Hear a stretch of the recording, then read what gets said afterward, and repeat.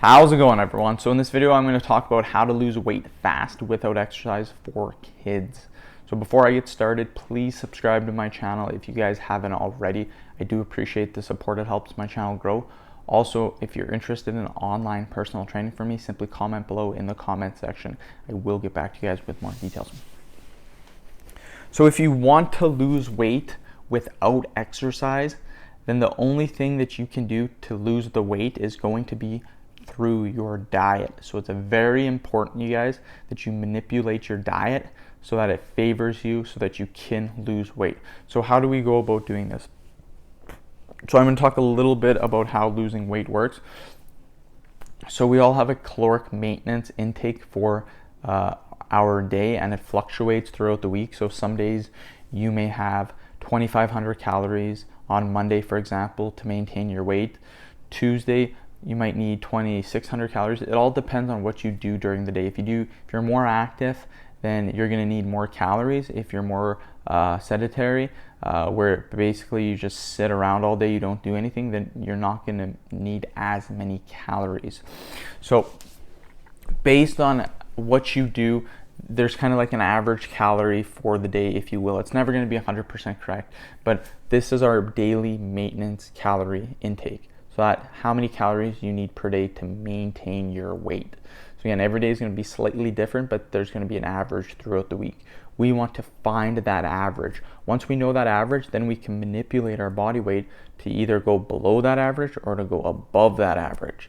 So how can we find this maintenance intake level for the day? Very easy to do. All you're going to do is you're going to weigh yourself for 1 week, you guys. So 1 week you're going to weigh yourself. You're going to step on the scale every single day, but at the same time, you're also going to be tracking your calories.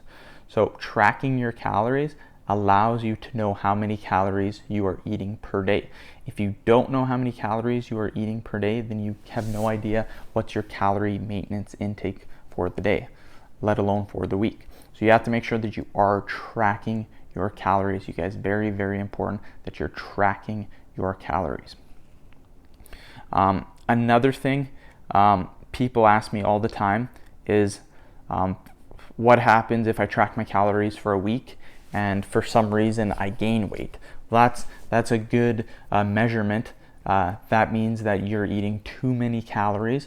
So let's say you ate 3,000 calories for the week. You tracked your calories every single day. You weighed yourself every single day. After 1 week, you gained 1 pound. So for me, that means that you guys are eating too many calories if you're trying to lose weight. So what you do is you take 500 calories and you subtract that from what you just did. Now, next week, you find out that you maintained your weight. Now, this is perfect.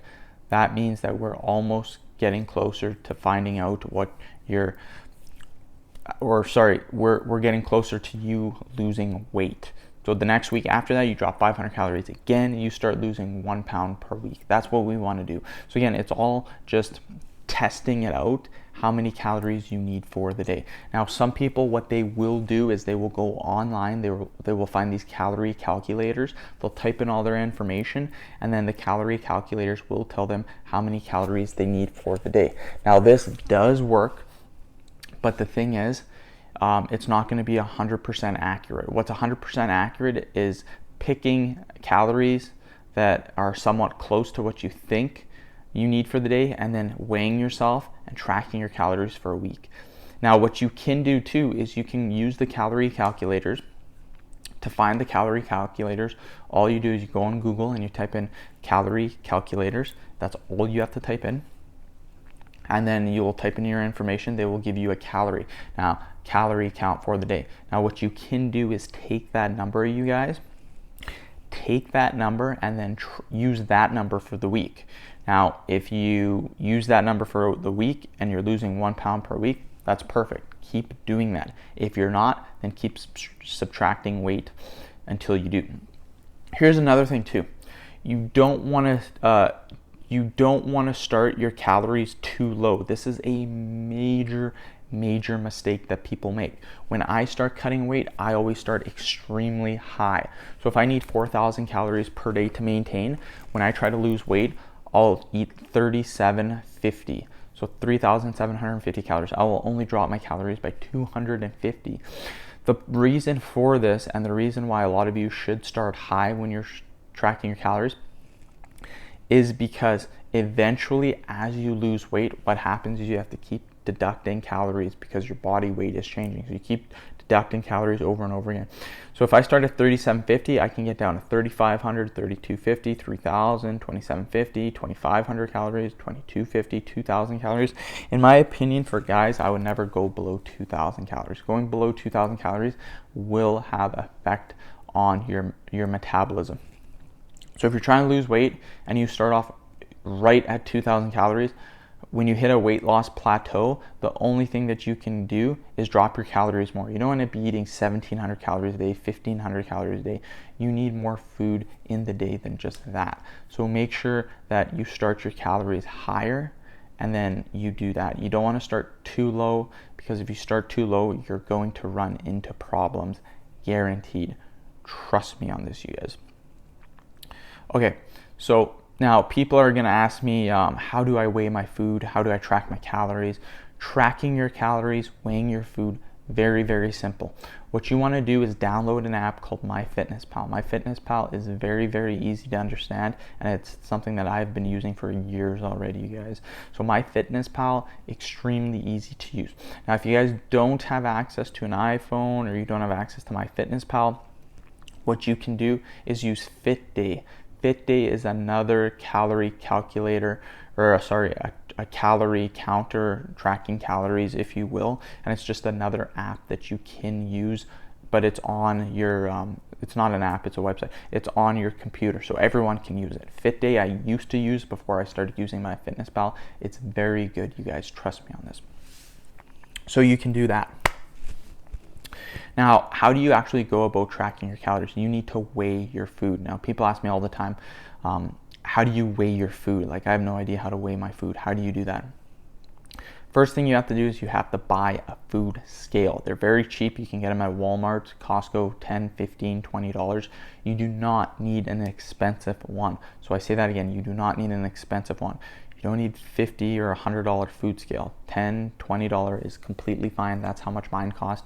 It has been doing the trick for probably 5 or 6 years already. So very good scale, you guys, not that expensive. So once you get your food scale, what you want to do is, before putting any food on it, you put whatever measurement cup you're using. Let's say you're using a bowl. You put your bowl on the food scale, and then you hit the button, and what'll happen is that it'll zero it out. So zeroing out something just basically means you put the bowl on. The bowl has weight. So if you put the bowl on, it's gonna say a weight to it. So it'll say like 260 grams, or it'll say some weight to it. So what you want to do is, you don't want to count the weight of the bowl. You just want to count what's inside the bowl. So that's why you zero it out. Once you've zeroed it out, put your food in. Now, it's going to have a number to it. That number, you're going to take that number, and what you're going to do is you're going to go on Google, and you're going to type in whatever you are trying to find out. Let's say you're trying to weigh steak. You're going to type in steak nutrition info. You're going to do that on Google. Let's say you're trying to find out what raspberries are. Put the raspberries in the bowl. Let's say you get 100 grams of raspberries. Type in raspberries nutrition info on Google. It will tell you the exact information. So that's how you find your calories. Now you can then take those calories and then add them to MyFitnessPal or FitDay, whatever you want to do, and you just keep doing it like that.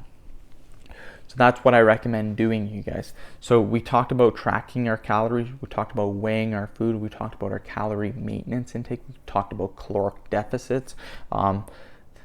We're also going to talk about the foods to eat, you guys. So the foods that you eat are very important, you guys, very important. What I recommend doing is eating lean proteins, complex carbohydrates, and healthy fats, both mono and polyunsaturated fat, you guys.